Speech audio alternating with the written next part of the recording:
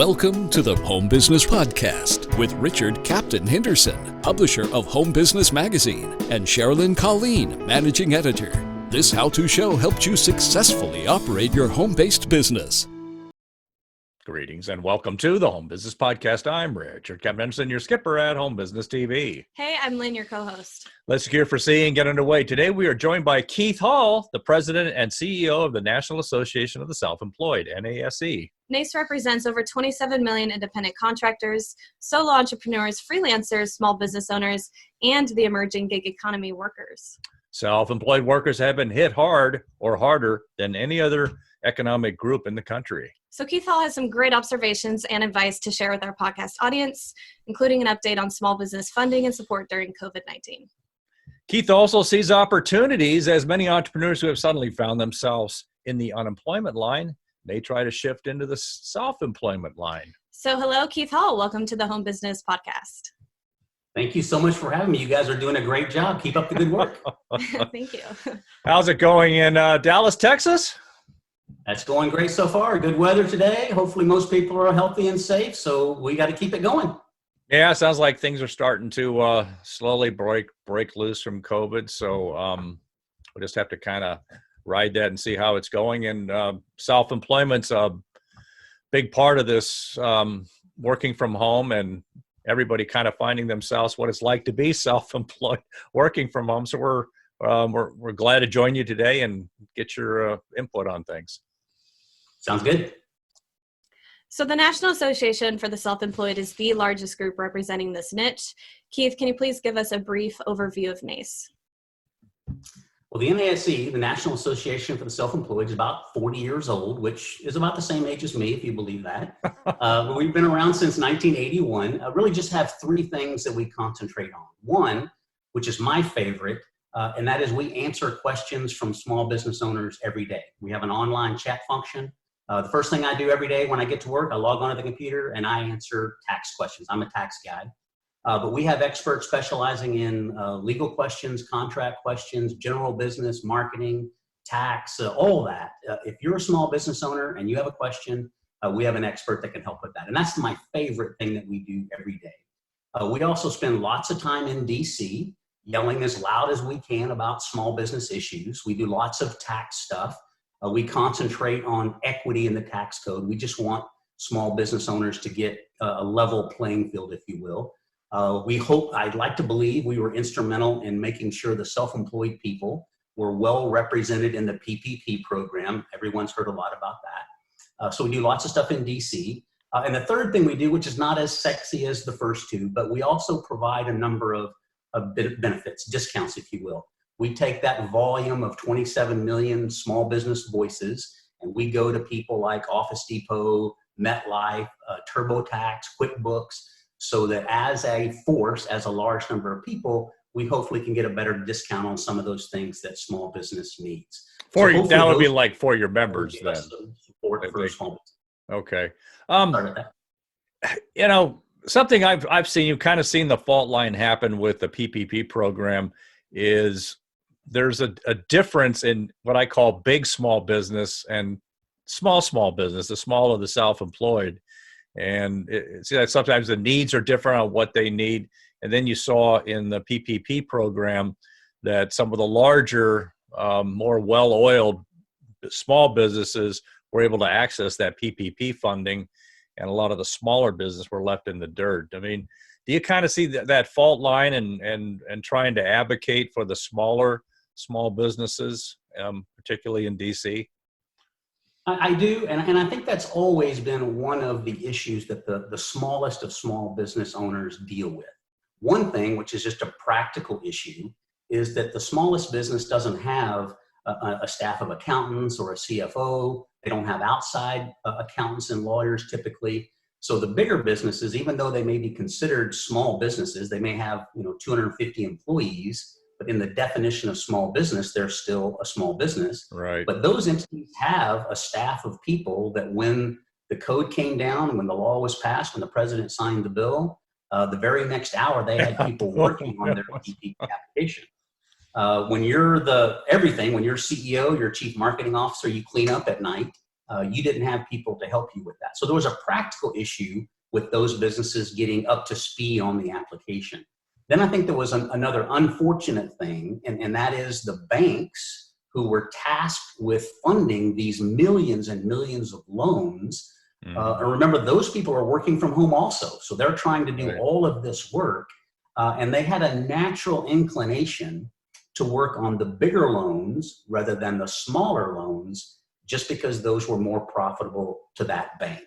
And that was somewhat unfortunate. But the thing I would say to anybody listening, any small business owner out there, it is my concerted opinion that Congress is going to continue to fund the PPP program. So if your bank didn't get to your application, if you got frustrated, find some way, and usually patience is not the strength of most small business owners, but find a way to be patient.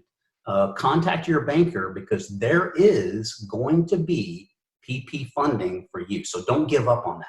Yeah, there might even be phase 2 of PPP for people that got phase 1, but yeah, it was a mad scramble for a while, and I've never seen an issue create so much angst and frustration among small business owners of what happened with the PPP. But anyway, self-employment is a growing economic niche, and it looks to be expanding during COVID-19. Keith, please talk about the importance of the self-employed to America today.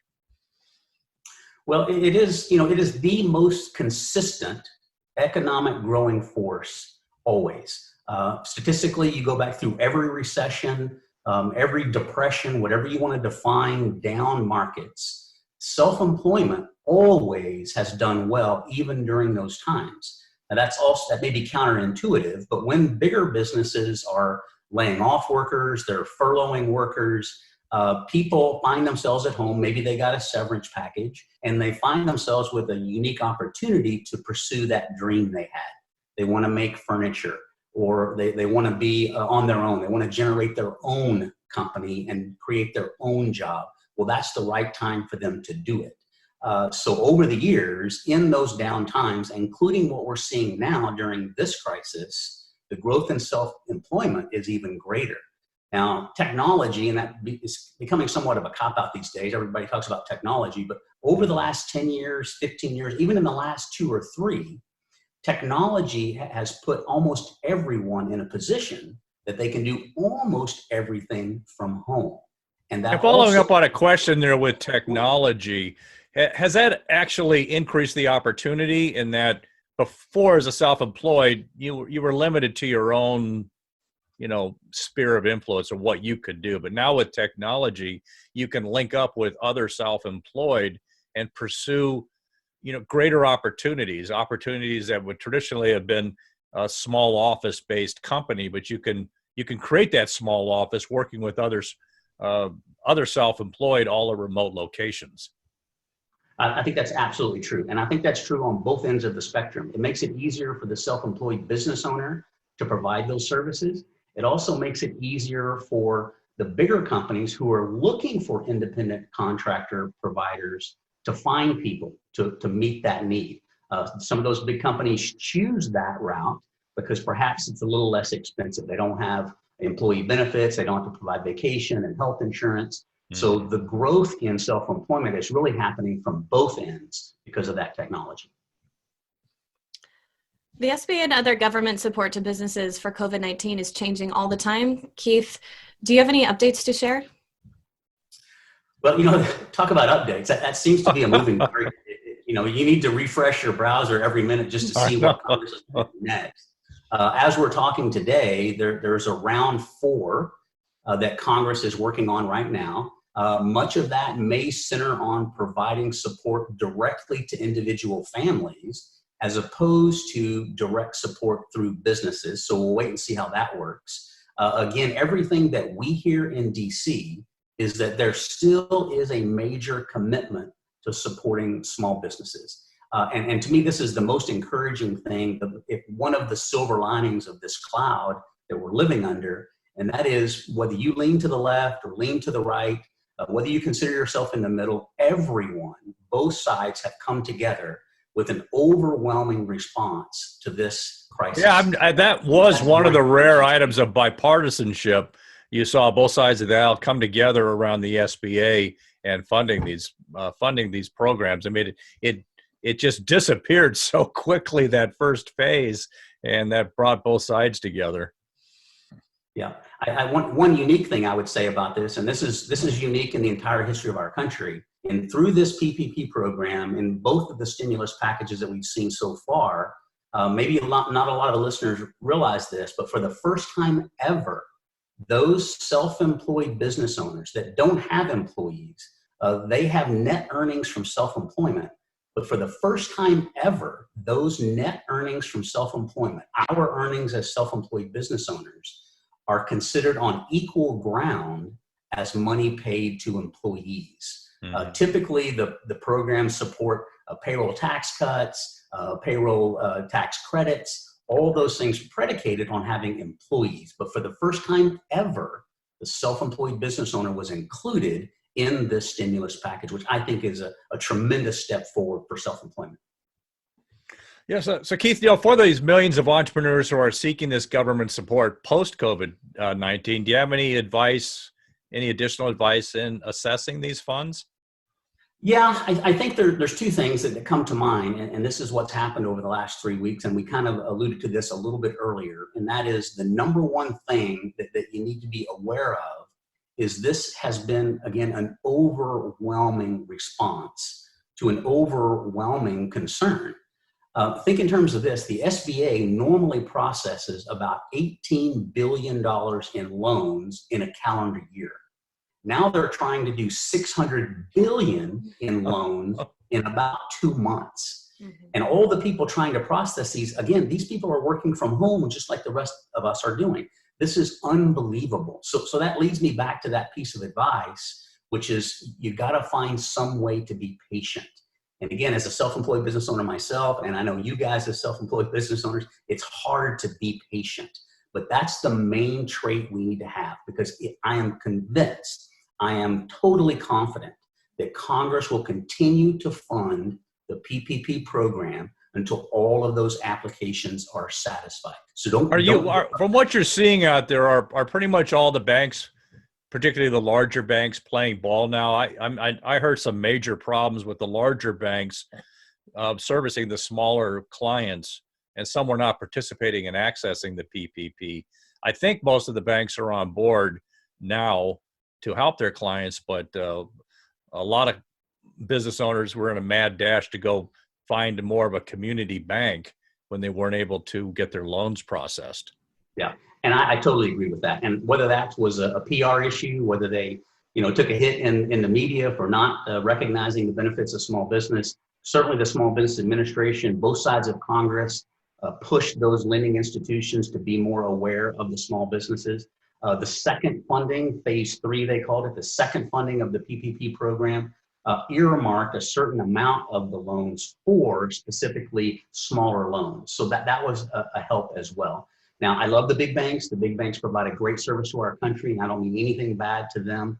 But my advice always to a small business owner seeking credit anytime, especially during the COVID crisis, but at any time, it's always better to sit down with a banker that views you as an important part of their portfolio. And a lot of times in the big banks, it's just difficult for those loan officers to treat a $25,000 loan or a $50,000 loan with as much importance as they do a $2 million loan. And I get that. I know there's math involved, but again, my recommendation, if you can find a community bank, somebody that knows your name, somebody that you go to Rotary with, that you go to Sunday school with, if you can find somebody that knows your name, knows what your business is doing, you're probably going to be better off with that bank anyway. Yeah, it's kind of funny you mentioned that, because it was a Rotary connection from me that sent me over to a community bank, and I'm now the biggest advocate for particularly the smaller business owner to be in a community bank, and that'll give you a better connection and service for these types of loan programs too. Totally agree. Keith, can you provide any additional information on the support that NASC is providing to help businesses survive during COVID-19? Absolutely. We're doing this here via Skype or what? Or Zoom. Seems like we're in a Zoom or Skype world, but this one's Zoom. Yeah, I think only like I don't know, a month ago, I thought Zoom was the word I used when I played cards with my grandson. Now I know Zoom is something different, but I think the key point here is information. I think what we've tried to do at the NASC is to provide ongoing information. We try to update our website every single day. Things are changing so fast. Part of that's technology. Part of that is response to this crisis. And maybe we'll learn something about our response times from this. Maybe that's another silver lining. But what we've tried to do is provide that information. And I think that's one of the main pieces of advice I would give to all small business owners is keep posted. Bookmark our website at nasc.org, bookmark the SBA website, sba.gov, even the IRS website at irs.gov. And maybe you can use it for insomnia, maybe late at night, it'll help you get to sleep. But every day, every other day, go out and check those sites, check for new information. Because tomorrow things are going to be different than they were today. So what we're trying to do is concentrate on information, as are many people doing, as are the podcasts doing, as lots of media outlets. And I think that's exactly the support that most small business owners need right now. Yeah, information is power, and things are changing all the time. Well, there no doubt there are a lot of Americans who have to step out of the unemployment line and will try to step into the self-employment line. Keith, do you have any advice for these new entrepreneurs? Yeah, I think it's when you start your own business, those people who have, reached out and started, some of those chose it as a dream. Some of those found themselves self-employed, even though they didn't choose it. Maybe they got laid off and found themselves doing work from home, even if they didn't choose it.